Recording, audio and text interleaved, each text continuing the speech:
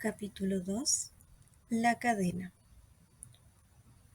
Todo comenzó con unos leves destellos, hileras de luces brillantes y desperdigadas que brotaban de improviso en la oscuridad al paso del tren de la línea Taggart rumbo a Filadelfia.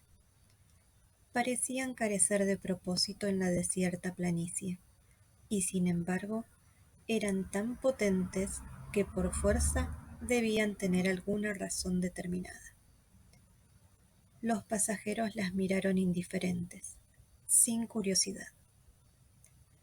La figura de una estructura negra fue lo siguiente, apenas visible contra el cielo.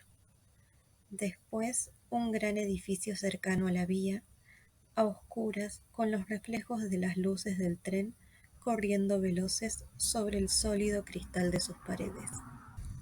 Un tren de carga que pasó en sentido contrario se interpuso ante las ventanillas, ocultando la visión en medio de una ráfaga de ruido. Por el hueco que dejaron los vagones plataforma, los pasajeros pudieron distinguir lejanas siluetas bajo la incandescencia rojiza del cielo. El resplandor fluía en espasmos irregulares, como si las estructuras respiraran. Cuando el carguero desapareció, pudieron ver edificios angulosos envueltos en espirales de vapor. Los rayos de unas cuantas luces muy intensas trazaban franjas rectas que atravesaban las espirales. El vapor era tan rojo como el cielo. Lo que surgió después no parecía un edificio, sino más bien un caparazón cuadrangular de vidrio que encerraba grúas, armazones y vigas en un compacto y cegador reflejo naranja de llamas dispersas. Los pasajeros no podían captar la complejidad de aquello, semejante a una ciudad que se extendía a lo largo de kilómetros y en plena actividad, aunque sin la menor señal de presencia humana. Había torres que parecían rascacielos desfigurados, puentes colgando en el aire, repentinos tajos en los muros que por momentos parecían sangrar chorros de fuego, y también una línea de brillantes rodillos de metal al rojo vivo que se movían en la noche. Más adelante se vio un edificio de oficinas muy próximo a la vía, coronado por un inmenso anuncio que iluminó el interior de los vagones cuando pasaron ante él. En el cartel solo se leían dos palabras: Rearden Steel. Un pasajero, profesor de economía, comentó a su compañero: ¿qué valor puede tener un individuo en medio de las titánicas realizaciones colectivas de nuestra era industrial? Otro, que era periodista, expresó algo que más tarde utilizaría en un artículo. Hank Rearden es el tipo de hombre que pone su nombre a todo lo que toca. Resulta, pues, fácil formarse una opinión acerca de su persona. El tren aceleraba la marcha, hundiéndose en las tinieblas, cuando desde detrás de una larga estructura surgió un destello rojo disparado hacia el cielo. Los pasajeros no le prestaron atención. El fulgor de una carga de acero fundido no era una cosa que mereciese su interés.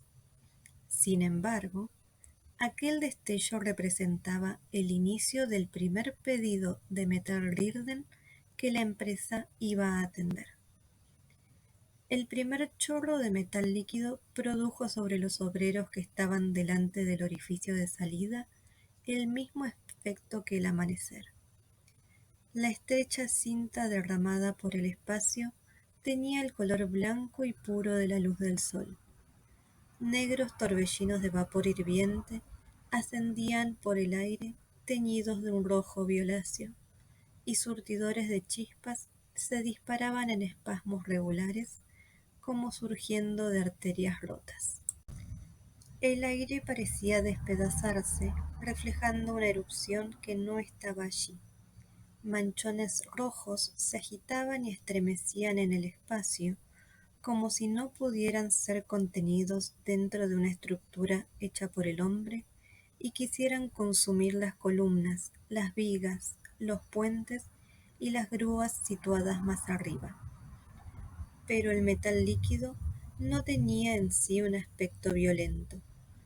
Era una larga y blanca curva con la textura de la seda y el brillo amistoso de una sonrisa. Fluía obedientemente por un canal de arcilla con dos cantos quebradizos y bajaba por un vacío de 7 metros hasta caer en una gran pileta de 200 toneladas de capacidad. Un rastro de estrellas colgaba sobre el vapor que chisporroteaba con plácida suavidad, delicado como el encaje e inocente como los fuegos artificiales infantiles. Solo de cerca podía notarse que la seda blanca hervía. Por momentos, una pequeña porción saltaba del canal, caía al suelo y al enfriarse estallaba en llamas. 200 toneladas de un metal más duro que el acero corrían en estado líquido a una temperatura de 2000 grados, con poder suficiente para aniquilar cada pared y a cada uno de los hombres que trabajaban junto al flujo. Pero cada centímetro de material, cada gramo de su presión y el contenido de cada una de sus moléculas estaban controlados gracias a la experiencia de 10 años de trabajo. Agitándose en la oscuridad del cobertizo, el resplandor rojo azotaba el rostro de un hombre de pie en un rincón distante, que reclinado contra una columna observaba todo. El resplandor trazó una línea frente a sus ojos, cuyo color y calidad sugerían un pálido hielo azul, y luego se posó en el negro enrejado de la columna metálica y en los mechones de un cabello rubio ceniciento. Después iluminó el cinturón de la gabardina y los bolsillos donde tenía metidas las manos. El hombre era alto y huesudo. Siempre los demás lo habían visto como demasiado alto. El rostro, de prominentes pómulos, parecía tallado y lo cruzaban delgadas líneas, no marcadas por la edad, porque siempre habían estado allí. Por esa razón, había parecido viejo a los 20 años y se veía joven ahora, a sus 45. Desde que tenía memoria, le habían dicho que su cara era fea por su aspecto implacable y cruel por su dureza. Su aspecto era inexpresivo mientras miraba el metal. Era Hank Rearden. El líquido llegó hasta el borde de la pileta y luego la desbordó con soberbia exuberancia. Los brillantes riachuelos blancos adquirieron un tono castaño y momentos después se convirtieron en simples montículos negros que empezaron a desmoronarse. La escoria formaba gruesos rebordes oscuros, semejantes a la corteza de la tierra. Conforme se fue espesando, se abrieron unos cuantos cráteres con el líquido blanco hirviendo aún en su interior. Un hombre llegó volando por el aire en la cabina de una grúa allá en lo alto. Hizo un leve movimiento para empujar una palanca, y unos ganchos de acero descendieron en el extremo de una cadena, aferraron las asas de una enorme batea, la levantaron suavemente como un cubo de leche, y 200 toneladas de metal recorrieron el aire hacia una hilera de moldes que esperaba ser llenada. Hank Rearden entrecerró los ojos y se afirmó contra la columna. Notó cómo ésta se estremecía con las vibraciones de la grúa. El trabajo había concluido, pensó. Un obrero le sonrió con aire compasivo, como cómplice de una celebración, sabiendo por qué aquel hombre alto y rubio tenía que estar allí presente precisamente aquella noche. Rearden sonrió en respuesta y fue el único saludo que intercambió. Luego, una vez más, con el rostro impasible, regresó a su despacho. Era muy tarde cuando Hank Rearden salió del edificio para caminar hasta su casa. Era un trayecto de varios kilómetros, por un campo desierto, pero tenía ganas de andar, aunque sin un motivo consciente. Llevaba una mano en el bolsillo, con la que oprimía un brazalete con forma de cadena fabricado con metal Rearden. Movía los dedos, palpando su textura una y otra vez. Le había llevado 10 años fabricarlo y era mucho tiempo. La ruta flanqueada por árboles estaba oscura. Mirando hacia arriba, pudo distinguir algunas hojas a la luz de las estrellas. Las hojas estaban retorcidas y secas, listas para desprenderse. En las casas desparramadas por el campo brillaba alguna lejana luz que contribuía a darle un aspecto aún más desierto al camino. Nunca se sentía solitario, salvo cuando era feliz. Se volvió, de vez en cuando, para echar un vistazo al rojo resplandor que iluminaba el cielo sobre la fábrica. No pensaba en los 10 años transcurridos. Esa noche solo quedaba de ellos una huella a la que no le encontraba nombre, aunque podía calificarla de calma y solemne.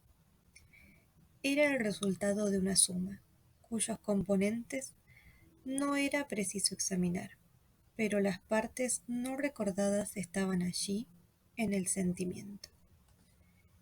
Eran las noches pasadas frente a los hornos en los laboratorios de investigación de la planta, las noches vividas en el cuarto de trabajo de su casa, sobre innumerables hojas de papel que llenaba de fórmulas y que luego rompía con irritada frustración.